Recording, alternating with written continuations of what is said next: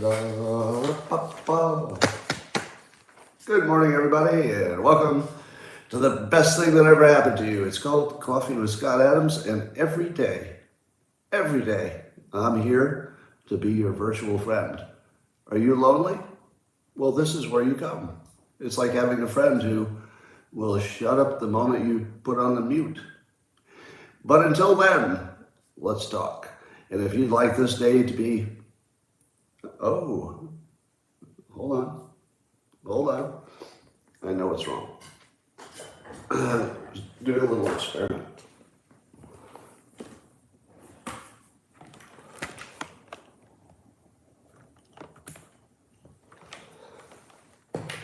And now, except that I can't see where to plug it in. Hold on a second. Be right back.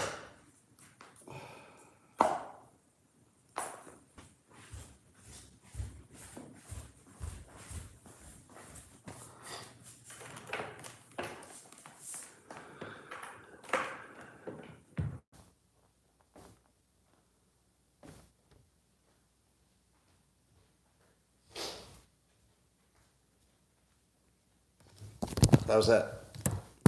Or how's that?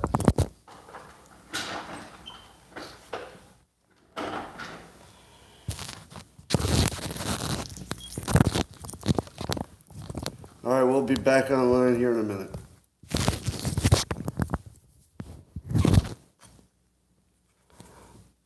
No problem. Just before I went live, I was saying to the locals people, I feel like there's something I forgot.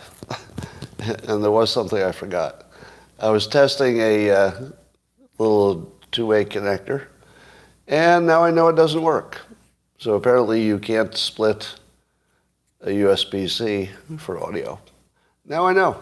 Can't split it for audio. All right, well, as I was telling you, today will be amazing. And I am your virtual friend here every day. And if you'd like to take your experience up to levels which nobody has ever experienced before, all you need is a cup or a mug or a glass, a tankard, a chalice, a stein, a canteen, jug, or flask, a vessel of any kind. Fill it with your favorite liquid. I like coffee. And join me now for the unparalleled pleasure, the dopamine hit of the day, the thing that makes everything better. It's called the simultaneous sip. Go.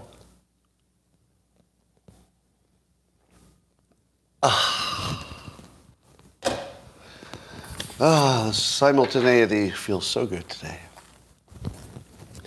Well, yesterday was kind of amazing in the history of Twitter and just watching how the whole Elon Musk thing is evolving. So you might remember that Twitter used to have, and I guess it still has, this feature called Periscope, where it can do live streaming. And that's where I first started before I moved to these platforms. And Elon Musk takes over Twitter, and apparently yesterday, for the first time ever, he turned on Periscope. And you got to be at home and watch in real time as the richest man in the world who owns Twitter picks up his phone, goes live, and doesn't know exactly what's going to happen. He's just playing with it. So I think there were over 300,000 people that saw it on the replay. Probably had a few tens of thousands of people were immediately on it. But the funny thing was that it was built in 2015, and they hadn't upgraded it. So the quality of the feed, somebody was calling him 8-bit Elon, and he was laughing at that. But the fun part was, you got to be in the room while he was redesigning Periscope. Like he's holding it in his hand, and he's turning around and talking to his staff while the entire public is watching. He's telling, he's asking questions. Like one of the questions he asked was, "Can everybody do this?" Which is a funny question. Can everybody do this? Can they just turn it on and they have Periscope? The answer was yes, but I don't know how you activate it. So it sounded as if he was redesigning it in real time, and he just wanted a little more resolution, I think. So we'll see if Periscope turns into anything. All right, so Saudi Arabia is joining the BRICS, the BRICS. Now, so that's the end of the petrodollar situation, and does that mean the value of the dollar will plunge? I don't know yet. I don't think anybody knows how any of this stuff works. I'm convinced the economists are just bluffing. They're just making stuff up. I don't think the Fed knows what's going to happen, and I don't think anybody knows anything. Honestly, I don't know why anything works. But I've decided not to panic about this BRICS thing because I don't understand it. I understand it in the broad sense. But I don't think anybody knows how any of this plays out. Because people are still going to want dollars if they think the United States is still the most stable country. And unless we spend ourselves into oblivion, which looks like we're on the way to do that, it makes me wonder if in a situation in which debt is possible, does every successful company go bankrupt because they just borrow until it's too much? Because it feels like that would be a natural way that life would always go. Because the government has trouble saying no. Because every individual decision is just, well, I'm only adding 1% to the debt. And then the next Congress says, well, I'm only adding 1%. And then pretty soon you're crushed. It feels like there's nothing that would stop any country who could borrow from borrowing too much in the long run. It feels like that just would always happen. So I don't know what's going to happen. Maybe we'll have to go crypto and start all over or something. So Rasmussen did some polling on what would happen if DeSantis ran as VP for Trump. Do you think that's an option? What do you think? DeSantis as a VP for Trump. Do you think it could ever happen? Well, my initial thought was it could not happen because he's too strong of a politician. But also that you don't need Florida, do you? Don't we assume that Trump would win Florida pretty easily at this point? So if you don't need Florida, I don't know if that makes as much sense to get a vice president like that. However, you should be interested to know that Trump and DeSantis as a package would handily beat Biden and Harris based on current polling and do better than Trump without DeSantis. So the Rasmussen results show that adding DeSantis would strengthen the ticket. And it would strengthen it apparently across almost every demographic, which is interesting. Does that sound right? Do you think adding DeSantis would strengthen the ticket across every demographic? I feel like it might, yeah.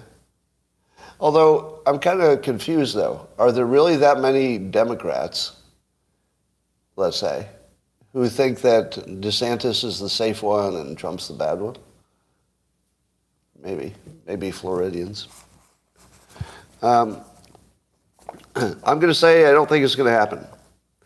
It's interesting to look at it, but I don't think that's going to happen.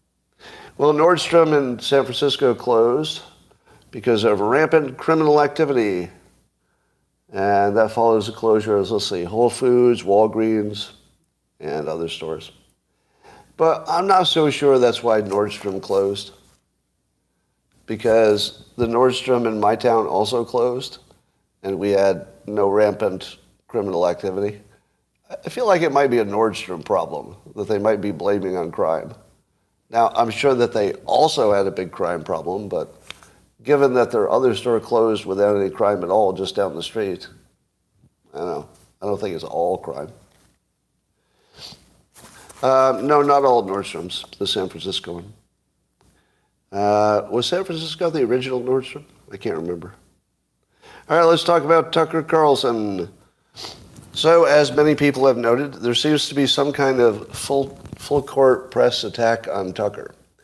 Some of it is by his old enemies who just want to paint him as a bad person. So a lot of it is just revenge, because Tucker has been a big critic of the news. So if you're a big critic of places like the New York Times and the Washington Post, what should you think when they attack him? Does it sound like news? He literally every night would make fun of the entities that are now attacking him. I don't think you can believe anything in the news about Tucker Carlson because it's all reported literally by his enemies. How would you believe that? But I'd like to say a few things. So there's some message that surfaced in which Tucker was talking about some video he saw of, I don't know when, but there was some MAGA-hatted guys beating up an Antifa person. And since it was, 3-on-1 or something, it was a crowd beating one person, Tucker said in his message, that's not how white men fight. And so the New York Times and all of his enemies have decided that's racist. It's racist. That's not how white men fight. Now, I'd like to say two things about this.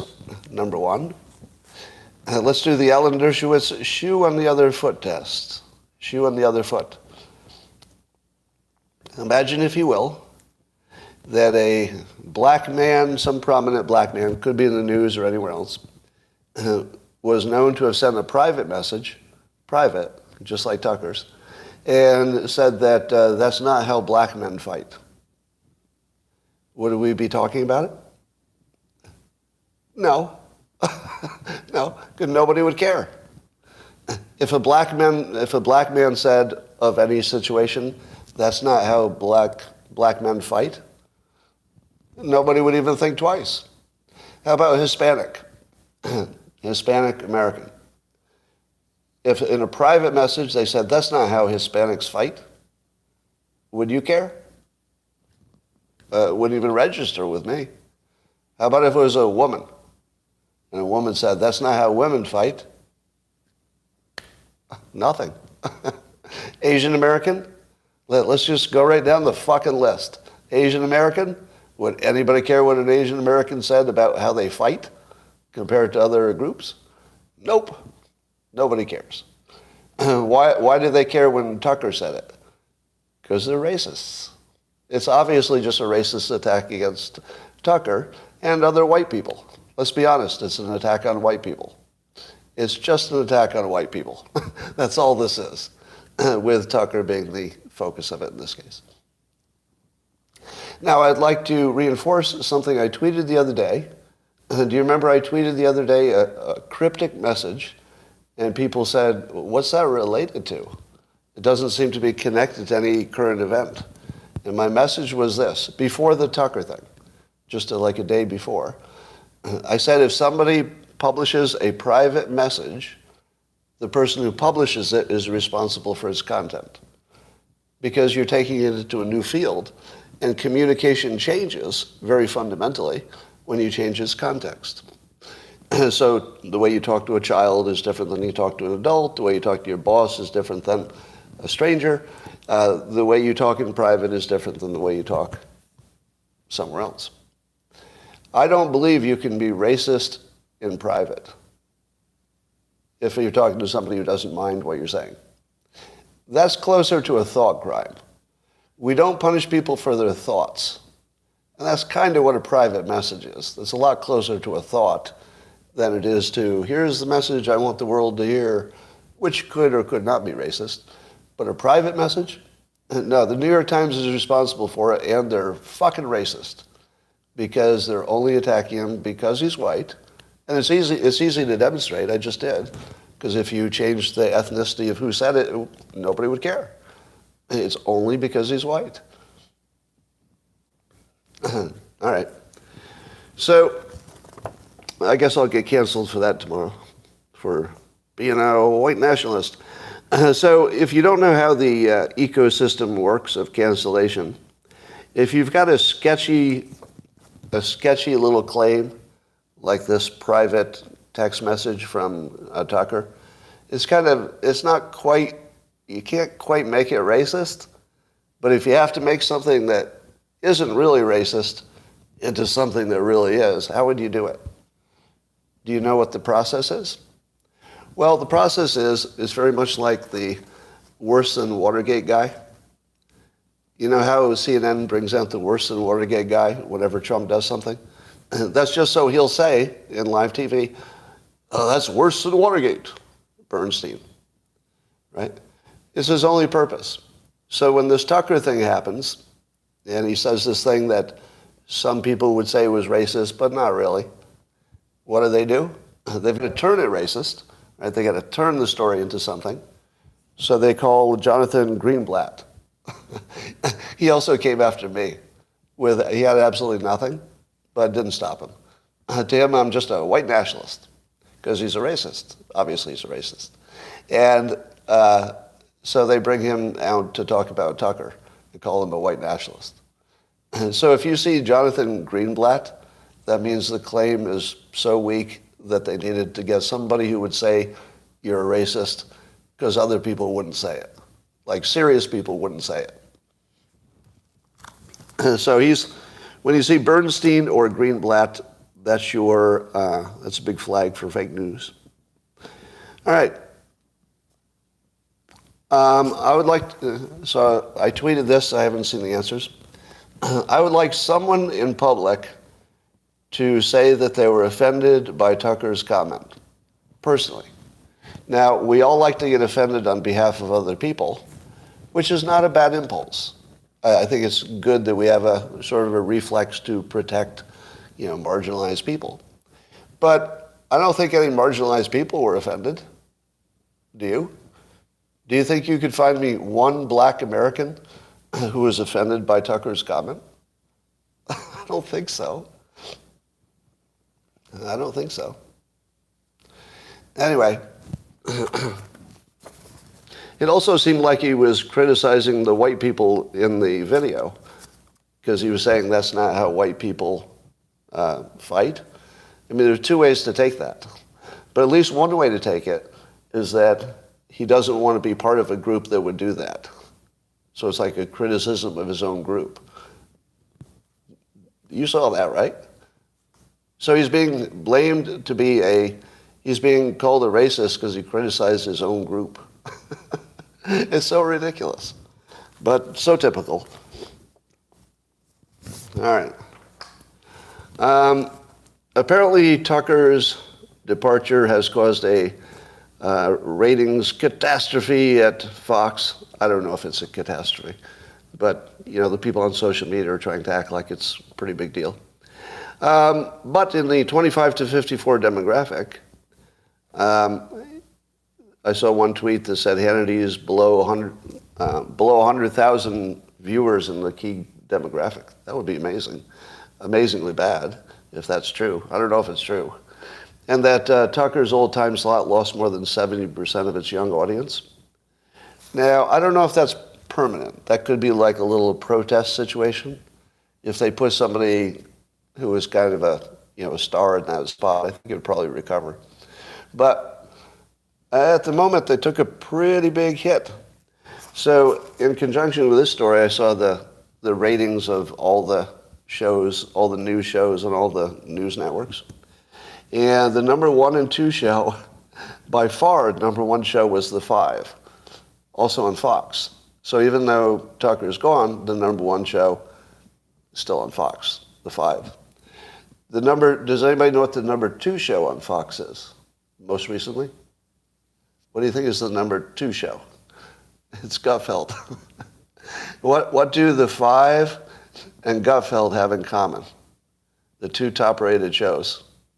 And Gutfeld. Do you think anybody at Fox has noticed? Wait a minute. We're looking at our ratings. There's something we're noticing, a pattern here. So I don't know. I mean, I'm not sure how important that is to the world, except to Fox News and to Gutfeld, but you can't kill it harder than that, can you? Talk about somebody who's just slaying. This is just crazy to have the two, to be a key part of the two biggest shows. I worry that Gutfeld will be the next target. But he does not do the same kind of controversial things, and when he does, he's always just kidding, so it comes across differently. Yeah. Well, we'll see what happens there. Well, in the news, allegedly, and I'm going to put a big allegedly on this one, the Ukrainians attacked Putin's residence in the Kremlin to try to assassinate him. But the Kremlin cleverly shot down those two drones and stopped the attack. Do you think any of that's true? I don't believe any of it. Nah. Now, it wouldn't surprise me, and by the way, I've already seen a deep fake of the Kremlin shooting down a drone. And I don't think that the people who looked at it knew it was a deep fake. Unless it's real. I don't think it's real. But I don't think anybody actually, had a camera already focused at exactly when the drone got taken down, if that's what happened. Yeah. Now, it seems like it would be a drone swarm if they were really trying to take him out, not two drones. So I'm not sure if any drones were there. I'm not sure if... the first question I'd ask is, in the context of a war, would Putin be sleeping in his official residence?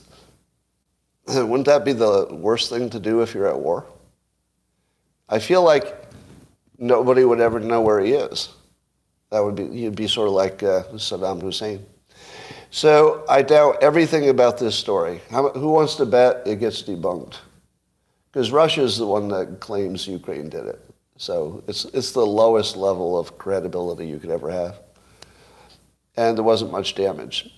So, looks like propaganda to me, probably. And I predicted that Ukraine would take a run at Moscow and would take a run at Putin. Because why wouldn't they? That's not illegal, is it? There's nothing illegal about a country at war trying to take out the leader of the other country. I think that's part of the war. So why aren't they doing that every day? I feel like Ukraine should be sending a drone into the Kremlin every day. Because the Kremlin would send a drone into Kiev every day. And do, right? So why can't you send drones into Moscow every day? Is it because you're afraid of nuclear war? If they're not already having a nuclear war, I'm not sure how much worse it could get. Worried about escalation? I don't know. We'll see. But I don't believe that story. All right, Matt Gaetz and AOC have teamed up, among some other people, in a nonpartisan attempt to try to get Congress banned from the ability to buy individual stocks so that they can't get rich trading stocks. And apparently, it's just really obvious that there's insider trading going on just massively. Now, the problem is, I don't know how you can stop it, because it's too easy for the insiders to simply tell somebody else to buy the stock. Now, they might try to stop a family member, like an immediate family member, so you can't do it with your spouse, for example. But what about their cousins and their friends? What about you just say, hey, cousin Bob, I got a hot stock tip for you. If you make a fortune, maybe you consider buying my house for too much. Something like that. So you can work out all kinds of deals where they still get the benefit of the trade without being the one who made the trade. So it's really tough to stop, but at least you can stop the easy stuff, because there may be enough members of Congress who are not clever, so they don't know how to do a whole Biden crime family thing. They only know how to trade stocks. So it might stop the dumb ones, but it's not going to stop the clever ones. Apparently the Bud Light so-called boycott is working, and that Bud Light sales are way down. Does anybody care? Butt wipe instead of Bud Light. Yeah, nobody cares. I'm not, again, I am so not in favor of this boycott. You can do whatever you want. And I'm not sure it's called a boycott. Maybe it's not a boycott. Maybe it's just a whole bunch of people who are individually registering their displeasure, which just sums up to a boycott. But I feel like it's less about an organized boycott than it is to just a bunch of people who don't want to be associated with the brand anymore. But imagine how much teasing you would get if you showed up with a Bud Light in your hand. That's the problem. It makes me want to drink it. I don't drink alcohol. But if I did, I would bring a Bud Light to a party. I hope you know that about me. Oh, I would so bring a Bud Light to a party if I drank. Yeah, because it'd be funny. It'd just get people talking and, blah, blah, blah. All right, so I guess that's happened. Let me ask you this. Do you feel that the woke backlash is bigger than the wokeness yet? Or am I in a bubble? It seems like, here's what's different. I noticed that a lot of the hosts on Fox News are calling trans women men.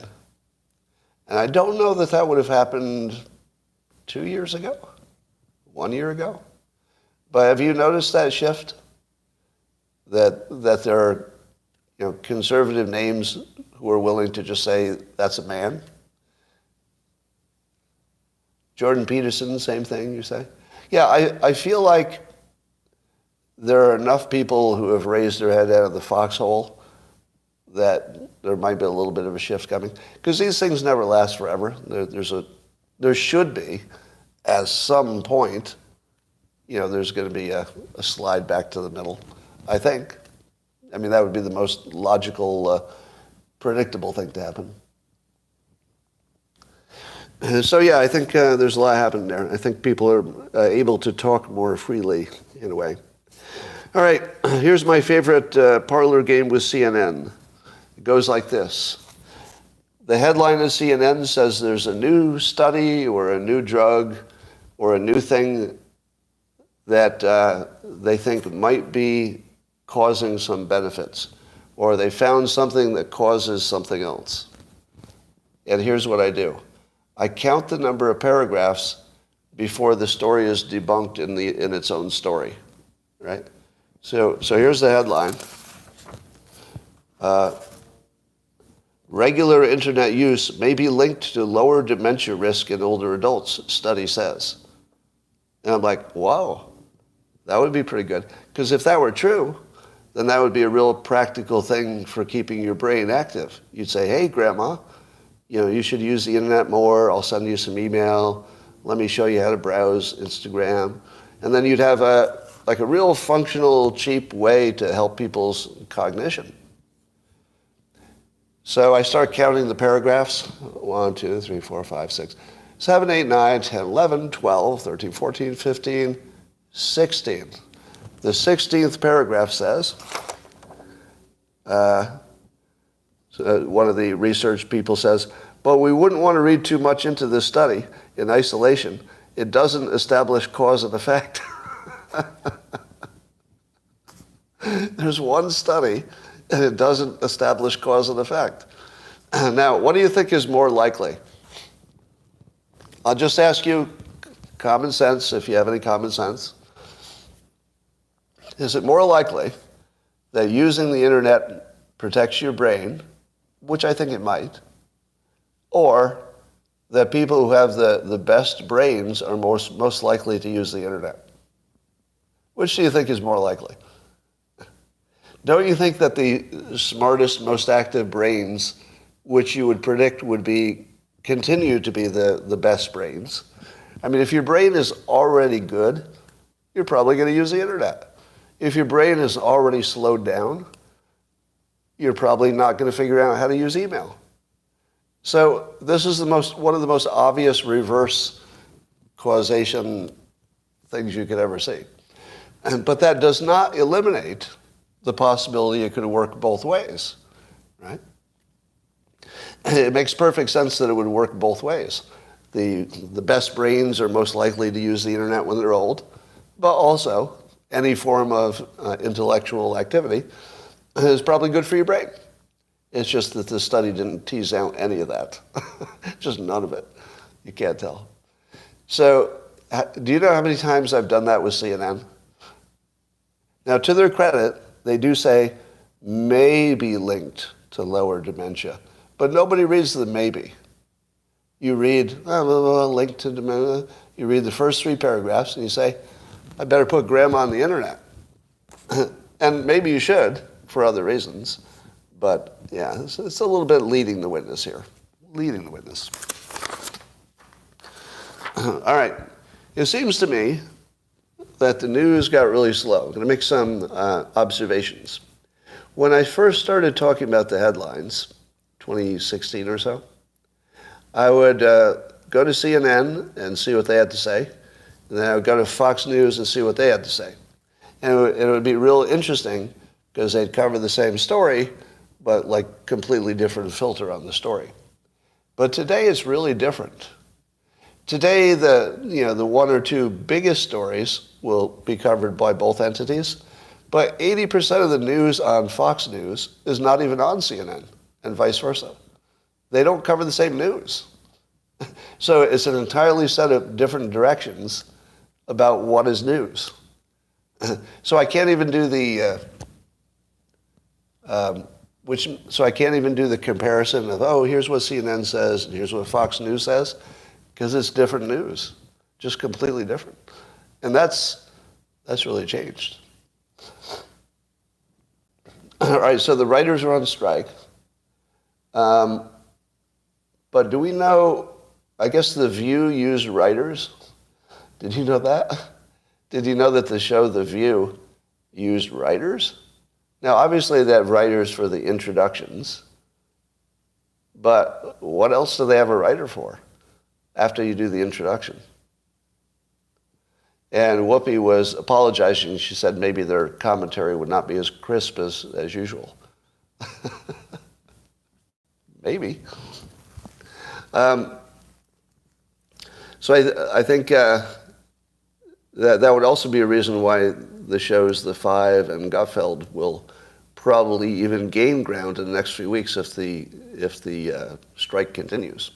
Because those are both based almost entirely, well, I won't say that, but mostly those shows are based on the individuals coming up with stuff on the spot with a little bit of preparation.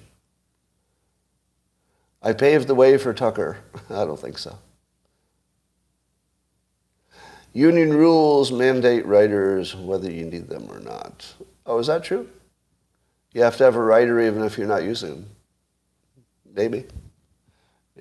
Have I ever told you my most annoying writers' union story? Right, so I was a member of the Writers Guild and Screen Actors Guild and that too for a while. So when I was writing scripts for the Dilbert TV show that ran for a few half seasons on UPN, I would write a first draft and hand it off to a writer, or I'd maybe outline the story and then a writer would handle it. So I would get writing credit for the first draft, and then whoever did the teleplay or the finish part, they'd get credit for that part. And then the union rules would specify how much I got paid as the first draft guy and how much they got paid for finishing it. Well, there are also rules that if you rewrite somebody's work, they still get paid. So here's what would happen a number of times. I'd give the writers the outline, so that makes me the author of the work. And then they'd write something, and I'd throw the entire thing away because there wasn't a single line of it that I could use. And I would write the whole thing from scratch. So it was my framework, my first draft, and my finished work. So there was not a single word of any other writer on it. Although I usually worked with my co-executive producer, so he would be also a credit. But do you know who got paid? Not me. No, the people who got paid were the ones who wrote the stuff I threw away. Because the union rules say that whoever does the bulk of the writing gets the credit, and if you later edit it, you don't get credit for that. It's still their writing. even if there's nothing left. I literally just put the whole thing in the trash. Started from scratch. So I still see things that I wrote completely with other people's names on them when I see the credits. Do you know how much that bothers me? It bothers me a lot. There's not much money involved. But if you're a writer and you see somebody else's name on your work and you know that they get a check for it, it makes you crazy. It just makes you crazy. All right, a Dilbert contest on locals. What would that be?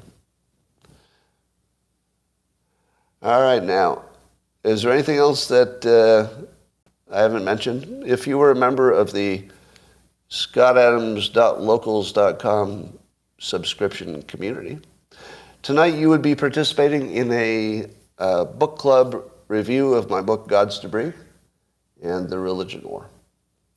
Now, if you've not heard of these books, well, let me do it this way. For those who have heard of the books, give your opinion in the comments. So especially on YouTube, for the benefit of anybody else who wonders what's going on. So those books are not like ordinary books. They change people. People become different after they read them, especially God's Debris. That's what they tell me. They tell, change their life, etc. And I hear that all the time. So we're going to have a book discussion on locals, but that's just for subscribers. They have bad titles. I don't know. I think God's Debris is the best title. The other one, maybe not. But what's interesting about the Religion War is that it was written in 2003 or 4, and it anticipated today. So it was about the future, but the future is right now. So part of that future was big data and AI, less AI than big data, and drone attacks on major cities. So those are two big themes. Yeah. All right. I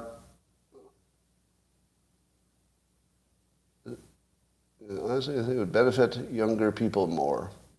Yeah, God's Debris is popular with 14-year-olds and up.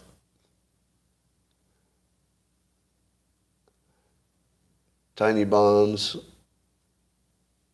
Why is it okay to cancel Dilbert but not Bud Light? Well, it's not okay in either case. King Charles' coronation, boring. Kamala is holding a White House AI meeting. Are you serious? Kamala, what's funny? If Kamala Harris is holding an AI meeting at the White House, she's actually the job you could most easily replace with AI. How long would it take AI to learn to giggle over a Venn diagram? Not long at all.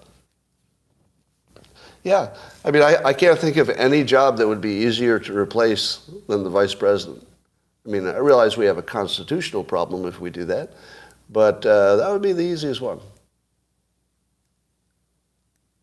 Yeah, it makes you wonder if it's a deep fake or the real Kamala having that meeting. I wonder how she ever shows up on time for a meeting. What time is the meeting? 3 o'clock. In the context of time, in the contextualized period of the passage of time, which is this moment, and then she misses the meeting. Yeah, she's the border czar. I'm starting to think czar means nothing's going to happen. Is it just my imagination, or have none of our czars, they all end up like Anastasia? all of the czars get murdered by Bolsheviks, basically. John Kerry, what was he the czar of? Drugs? Yeah, we need a new czar. All right. There's no other news today, so I think we're going to do something else. Unless there's something else I should be talking about. Did I miss anything? It's really all about wondering if our economy is going to be destroyed on its own, right? What would you say is the biggest issue right now in terms of the risk to the country? What do you feel is our biggest risk? Debt? Socialism? Debt? Biden? Debt ceiling? Wokeism? Inflation? Housing? Inflation? Yeah. Yeah. Inflation is going to be pretty big. And what about AI taking jobs? Do you worry about AI taking jobs? I feel like that's going to be slower than it looks. There'll be some areas like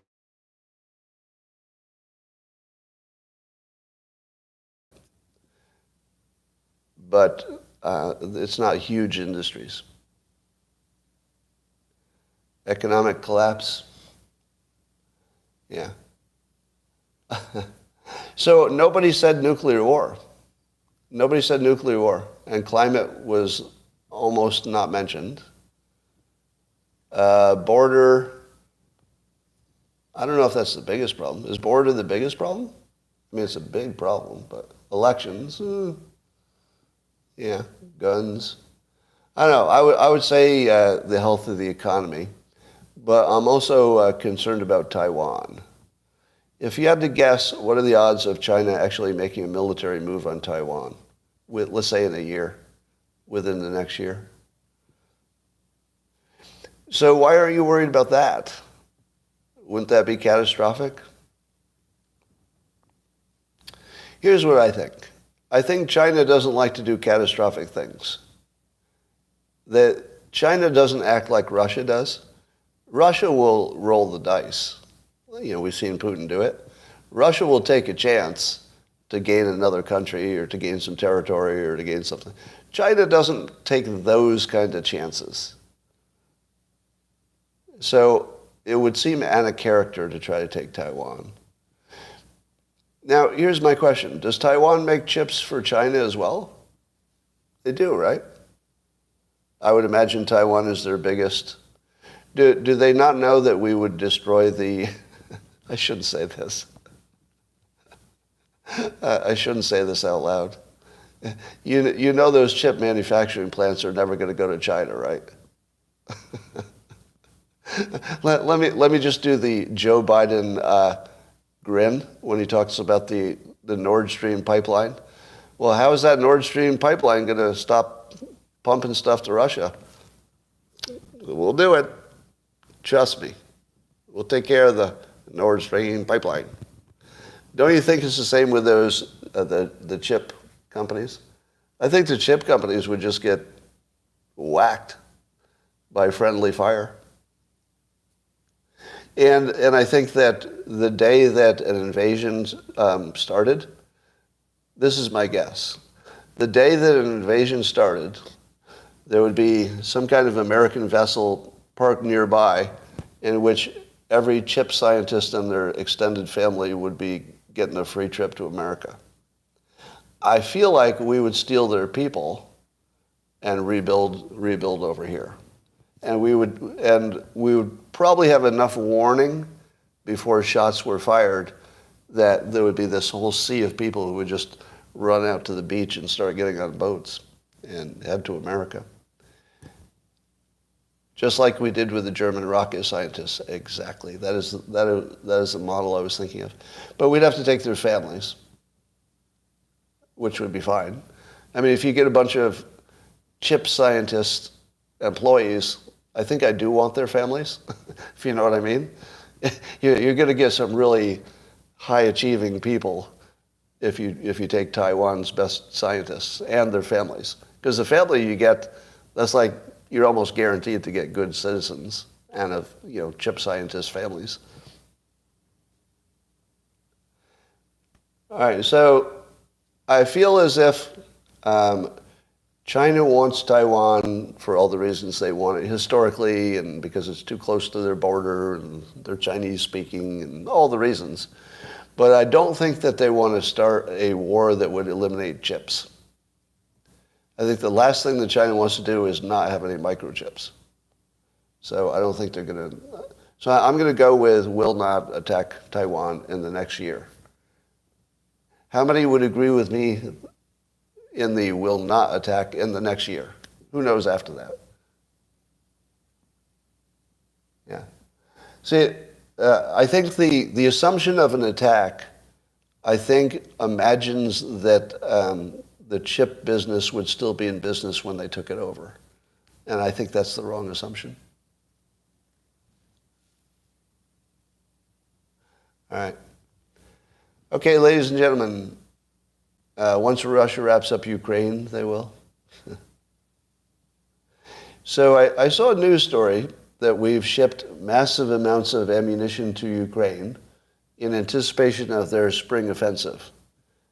And that sounds like that's true, right? You imagine that we've sent tons of ammo and they're just waiting for their so-called spring offensive.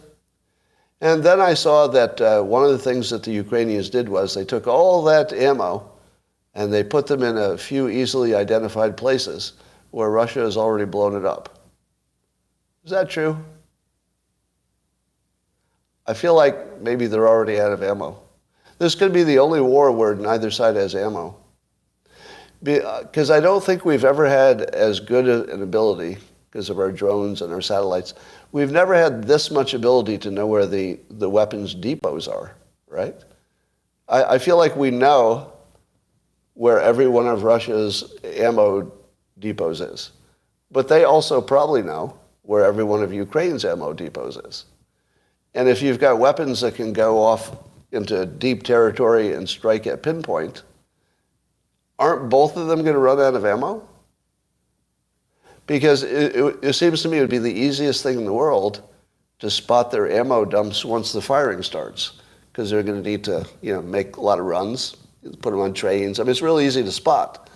And if you know where it is and you have weapons like the HIMARS, aren't the HIMARS going to take out all the weapons depots on both sides? I mean, whatever Russians' version of that is. Because the depots are the things you can't move. Everything else can, you can maybe move out of the way and they don't know where you are any minute of the day. But it's pretty hard to move those weapons depots. Yeah, they can't easily be dispersed. That would be inefficient. You spread out ammo once you get inside the range of the HIMARS. Well, you spread it out, but you don't allocate it ahead of time. I mean, maybe it's smaller ammo dumps, but they should be able to get them all. Put them underground. Yeah. Then we just, probably underground. But we know that they weren't putting a lot of them underground, even though that seems obvious to us, so.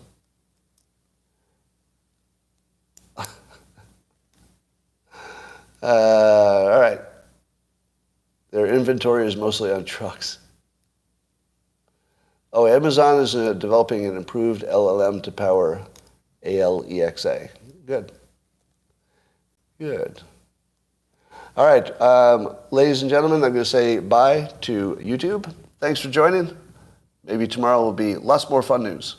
Bye for now.